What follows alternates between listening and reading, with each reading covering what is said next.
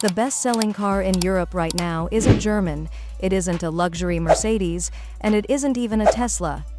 Instead, it's a €13,000 budget hatchback that's outselling everything, and it's caused absolute panic inside the boardrooms of BMW, Mercedes, and Volkswagen. This isn't just a sales chart, it's a complete market shift that shows buyers no longer want premium gimmicks or high-tech experiments.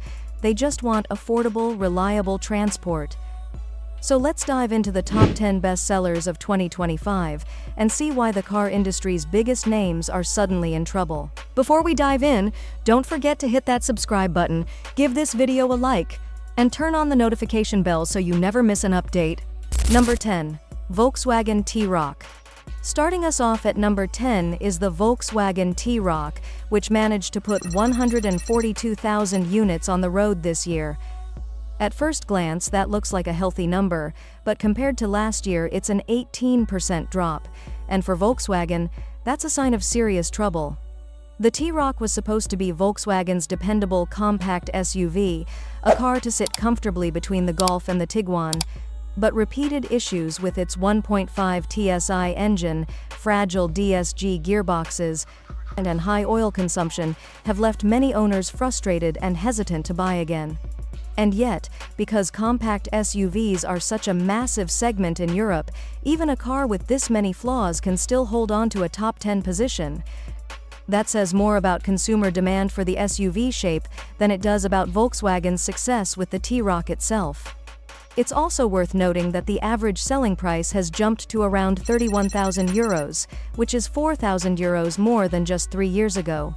That means Volkswagen is chasing profit margins while losing sales volume, a strategy that might keep shareholders happy in the short term, but risks alienating the very customers who built the brand's reputation in the first place. Number 9. Renault Clio. At number 9 we find the Renault Clio, a longtime favorite in the European small car market, which still managed 148,000 sales in 2025. While its numbers are shrinking compared to the past, the Clio is still proving that the Supermini isn't quite dead yet. The real star here is the E-Tech hybrid, which makes up nearly 70% of sales. With real-world fuel consumption dipping under 4 liters per 100 kilometers, the Clio appeals to buyers who are watching every cent they spend on fuel and want technology that pays off at the pump. But there's a catch. The Clio hybrid now starts at $23,000, and that's for what used to be Europe's cheap entry-level car. Buyers are no longer flocking to the Clio because it's budget-friendly, but because in a world of expensive SUVs, this still feels like one of the most efficient ways to keep running costs down.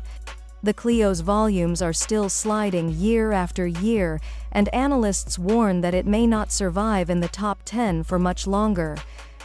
But for now, it remains a solid choice for drivers who want something small, economical, and proven, even if it's no longer the bargain it once was. Number 8. Peugeot 208.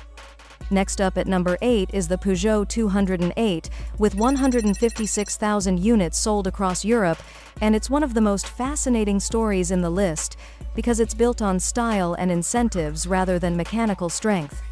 Over a third of those sales are the fully electric E208, and the truth is that without France's massive 7,000 subsidies, the numbers would collapse. The range isn't competitive, the charging speeds are mediocre, and the price is high compared to rivals, but when the government pays a big chunk of the bill, buyers still go for it. Meanwhile, the petrol versions are powered by the infamous 1.2-liter PureTech engine, which is notorious for its wet timing belt disintegrating inside the oil and destroying entire engines sometimes in under 50,000 kilometers. And yet, the sales keep coming. Why? Because the 208 looks modern, feels upmarket inside, and carries the kind of bold design that convinces buyers they're driving something special. With an average selling price of $24,500, Peugeot has proven that strong styling and clever positioning can completely overpower the harsh reality of poor long-term reliability. Number 7. Tesla Model Y. At number 7 we have the Tesla Model Y, clocking in at 163,000 sales.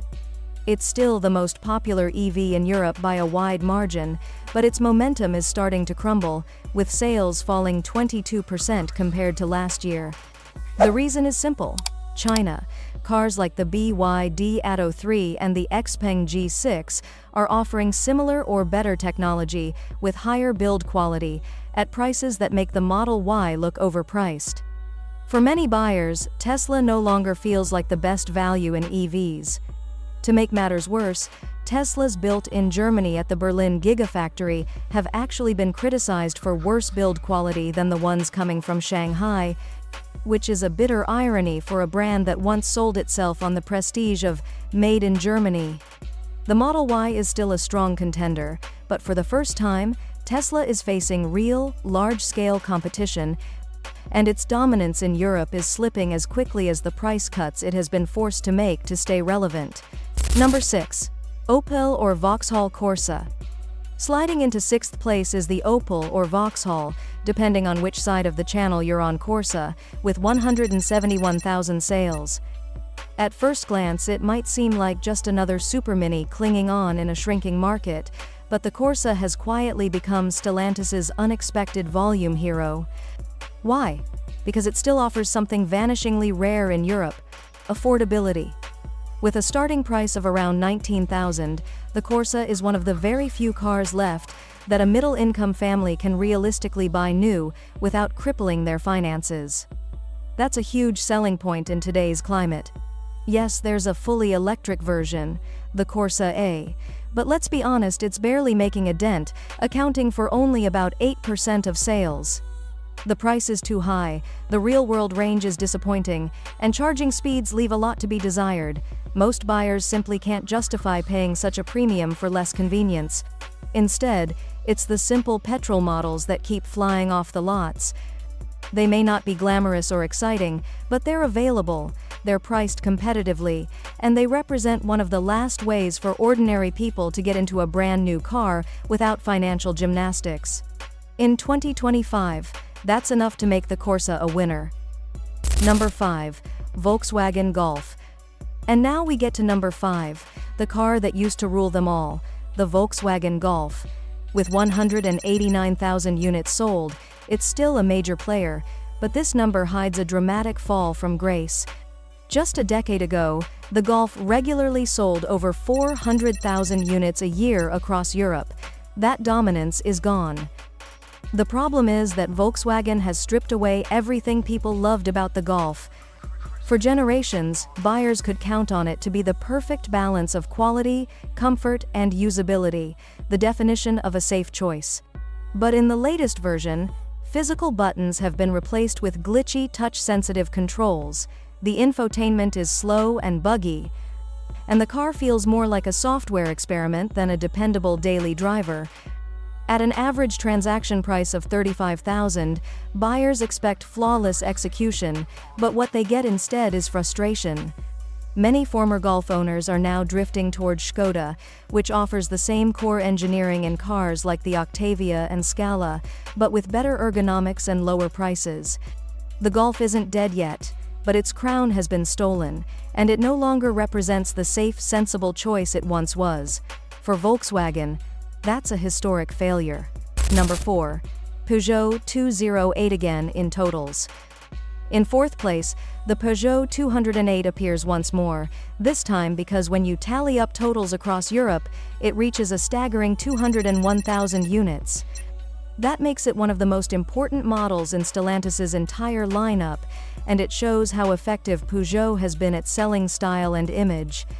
The car's bold, sharp design language makes it feel more expensive than it is, and inside, the 208 offers an interior that looks futuristic compared to rivals, even if the driving position and reliability aren't exactly best in class. Once again, the elephant in the room is that fragile 1.2 PureTech petrol engine. For enthusiasts and mechanics, it's a red flag. But for ordinary buyers, it doesn't matter. They see a car that looks like a mini luxury hatch, and at $24,000 to $26,000, they stretch their budget to get one.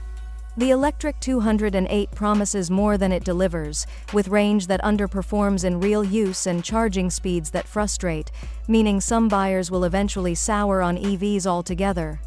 But right now, Peugeot is cashing in, and the 208 continues to climb on sheer design appeal. Number 3. Renault Captur. Taking the bronze medal is the Renault Captur, with 218,000 units sold. It's not a car that sparks much passion or excitement. In fact, most people would struggle to name any standout feature, but its sheer availability and value for money have made it a consistent hit. The Captur sits in the massively popular small SUV category, and with its e-tech hybrid option, it delivers around 4.2 liters per 100 kilometers in real-world conditions. It's not groundbreaking, but it's good enough, and that's exactly what buyers want in this price-sensitive segment. What makes the Captur so successful is that it's aggressively discounted, often undercutting rivals by thousands. It doesn't need to be loved, it just needs to be the most financially sensible option on the lot. And with Toyota's hybrid tech costing more, Renault has seized the gap by offering affordable hybridization that feels accessible to the average family. It's not glamorous, but in 2025, being good enough at a good price is a winning formula. Number 2. Volkswagen Tiguan. In second place, we find the Volkswagen Tiguan, with 231,000 sales. On the surface, this looks like a major success story, but underneath, it's built on smoke and mirrors. Volkswagen kept the old Tiguan in production until mid-2025 and cleared out stock with discounts as steep as $8,000. Buyers jumped on those deals not because they loved the Tiguan, but because the alternative, the brand new model, is being widely criticized. The new Tiguan ditches physical buttons in favor of haptic touch panels, even on the steering wheel, and the result is a user experience that most owners find infuriating. Forums and reviews are full of complaints about accidental inputs and confusing layouts. So while the sales numbers are impressive, the average transaction price has dropped from $41,000 to $34,000 because of heavy discounting, meaning VW has bought itself a temporary sales victory at the cost of profitability. It's a hollow win that masks a deeper crisis. Number 1. Dacia Sandero. And finally, at number 1, the car that has shocked the entire industry, the Dacia Sandero. With 247,000 sales in just 9 months, this 13,000 Romanian-built hatchback has demolished the competition and completely redefined the European market. The Sandero is now officially Europe's best-selling car, not because it's flashy or advanced, but because it's honest, affordable, and simple. It gives buyers exactly what they need: 5 seats, decent safety, a warranty, and even an LPG option that slashes running costs in half without any gimmicks or overpriced extras. In an era where the average new car costs 65% of the median annual income, the Sandero represents the only genuinely accessible new car for millions of Europeans. That's why it's flying out of showrooms while premium brands struggle to shift their high-tech flagships. What's more, the Sandero's success proves the market is splitting into 2 extremes: budget cars at the bottom and ultra-luxury cars at the top. The profitable middle ground, once dominated by models like the Golf, is evaporating, and German brands that pushed everything upmarket are now finding themselves stranded with cars that ordinary people can't afford. Renault, which owns Dacia, is laughing all the way to the bank, because they've positioned themselves perfectly to dominate the low-cost segment while rivals scramble to respond. And the looming threat is even bigger. If European buyers are flocking to the Sandero now, what happens when Chinese manufacturers bring in cars that are bigger, more advanced, and still cost the same $13,000? The Dacia Sandero's triumph is not just a sales achievement, it's a warning. Premium isn't winning anymore, budget is. Technology isn't what people are buying, simplicity is. And German engineering is no longer untouchable. A Romanian-built hatchback has taken the crown. The age of austerity motoring has begun, and the 2025 sales charts prove it beyond any doubt. In the end, cheap beats everything.